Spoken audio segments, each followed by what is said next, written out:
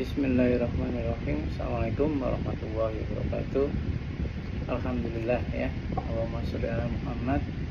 Saya di sini tetap mau bercerita ya tentang keilmuan yang berkaitan dengan skizofrenia. Jadi skizofrenia itu bukan sesuatu yang tidak bisa sembuh ya.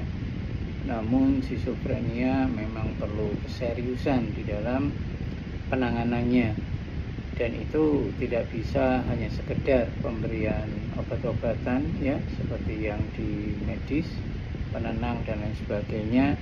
Itu hanya cenderung untuk menjaga anak itu tidak beresiko, biar lebih tenang, lebih kondusif, lebih terarah dan lain sebagainya.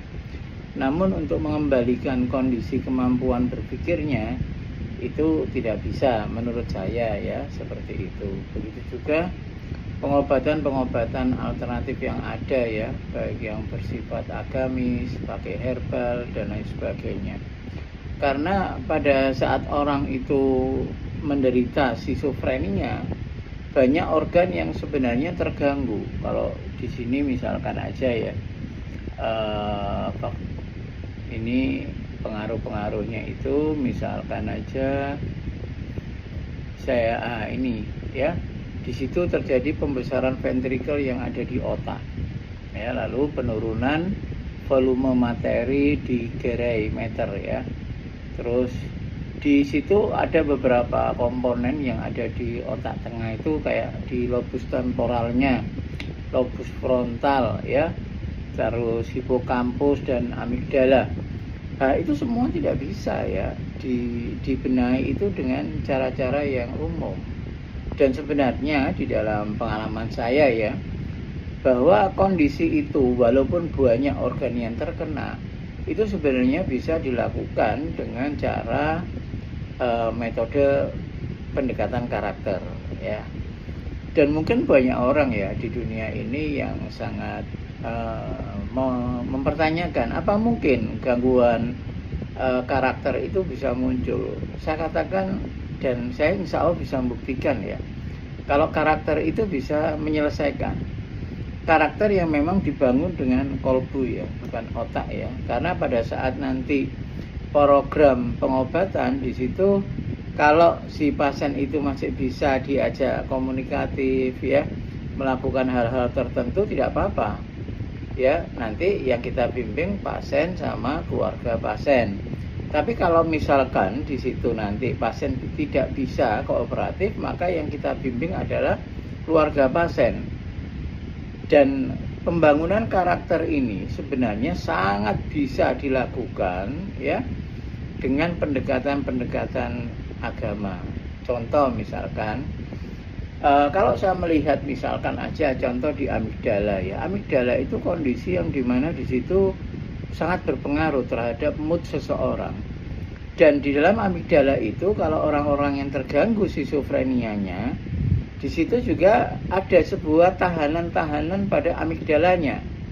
Dan itu kalau ditelusuri, tiap orang itu walaupun secara umum sama, tapi secara spesifik itu memiliki perbedaan. Nah, dari perbedaan itulah nanti saya kupas ya, saya kupas insya Allah apa yang memang harus dilakukan oleh keluarga pasien atau pasien, dan sekaligus saya di dalam membantu untuk mengembalikan jaringan tadi. Dan dari pengalaman saya itu, kalau nurut loh ya, sekali lagi kata kuncinya nurut, itu hampir 100% ya, dan bisa menjalankan aktivitasnya kembali. Dan di sini memang saya sangat memerlukan kondisi kooperatif. Makanya di dalam program skizofrenia itu saya membuat paket program itu, dan di situ ada kontrol di dalam mini group. Jadi saya membuatkan mini group agar semua orang yang berhubungan dengan pasien itu bisa memantau apa yang saya lakukan dan bisa bertanya apa yang memang ingin difahami ya, diketahui. Dan dari situ insya Allah kita mulai mengupgrade kondisi pasien itu hingga sembuh.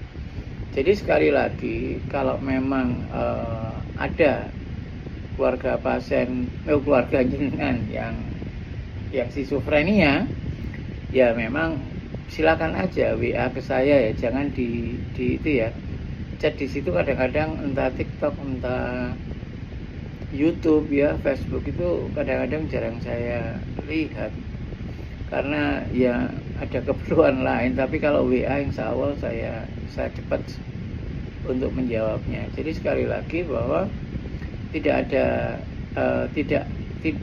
bukan sesuatu yang tidak mungkin ya, sekali lagi bukan sesuatu yang tidak mungkin untuk sembuh. Tapi ya kebetulan berbiaya ya, minta maaf. Tapi kalau memang ada yang betul-betul nggak punya, saya siap membimbing. Tapi biasanya kondisi-kondisi itu orang-orang yang kebetulan tidak berbayar itu rasa gregetnya untuk berobat, untuk menjalankan saran itu lemah. Itu yang saya sayangkan.